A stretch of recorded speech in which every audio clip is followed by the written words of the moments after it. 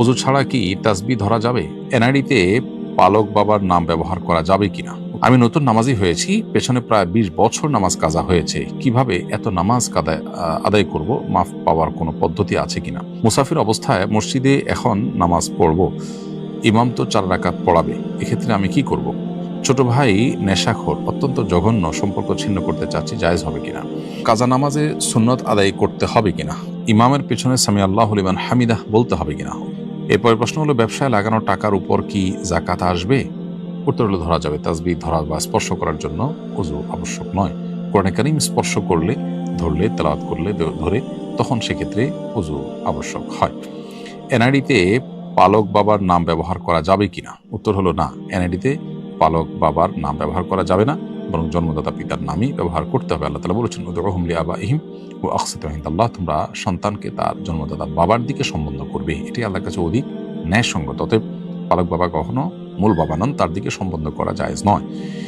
আমি নতুন নামাজি হয়েছি, পেছনে প্রায় 20 বছর নামাজ কাজা হয়েছে। কিভাবে এত নামাজ আদায় করব? মাফ পাওয়ার কোনো পদ্ধতি আছে কিনা? উত্তর হলো, নিয়মিত অল্প অল্প করে আপনি আপনার পেছনের যে নামাজগুলো আছে সেগুলো কাজা করার চেষ্টা করবেন, এবং আপনি কাউন্ট করে বের করার চেষ্টা করবেন কত বছর আপনার মূলত নামাজ পড়া হয়নি, তাতে কত বছর কাজা হয়েছে, কত ওয়াক্ত কাজা হয়েছে। আনুমানিক একটা ফিগার বের করে এই অ্যামাউন্টটা, অর্থাৎ এই ফিগারটা পড়ে, এই অঙ্কটা পড়ে শেষ করার চেষ্টা আপনি করে যাবেন। ইনশাআল্লাহ একদিন আল্লাহর কাছে দায়মুক্ত হবেন। মুসাফির অবস্থায় মসজিদে এখন নামাজ পড়ব, ইমাম তো 4 রাকাত পড়াবে, এক্ষেত্রে আমি কি করব? মুসাফির অবস্থায় মসজিদে যখন নামাজ পড়বেন, তখন ইমাম স্থানীয় হলে ইমাম যা পড়বেন আপনিও তাই পড়বেন। এখানে আপনার জন্য কসর প্রযোজ্য না। কসর প্রযোজ্য হবে আপনি যখন একা পড়বেন কিংবা মুসাফির ইমামের পিছনে পড়বেন তখন।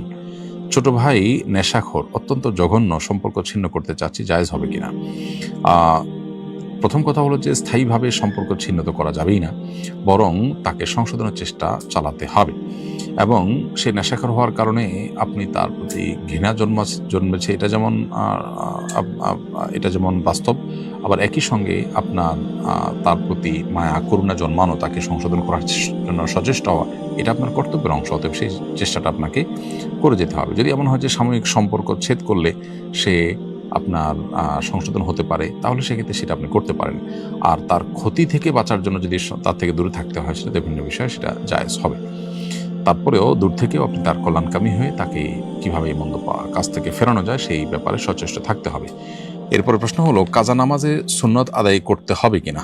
উত্তর হলো যে, কাজা নামাজের জন্য সুন্নত আদায় করতে হবে না।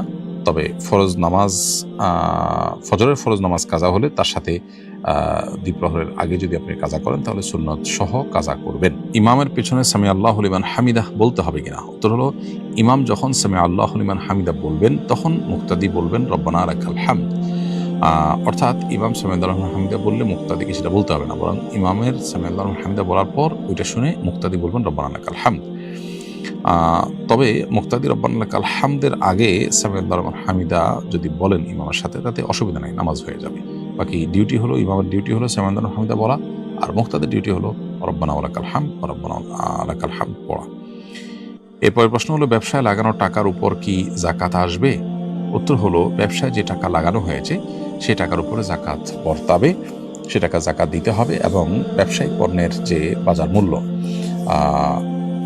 সেটা এবং ক্যাশ টাকা, এটার সমষ্টি উপরে যাকাত আসবে। অর্থাৎ উভয়টাকে একত্র করে তার উপরে যাকাত আসবে। যদি যাকাতের নেশাব স্পর্শ করে বা যাকাতের নেশাব ক্রস করে, তাহলে সেক্ষেত্রে যাকাত পুরোটারই দিতে হবে।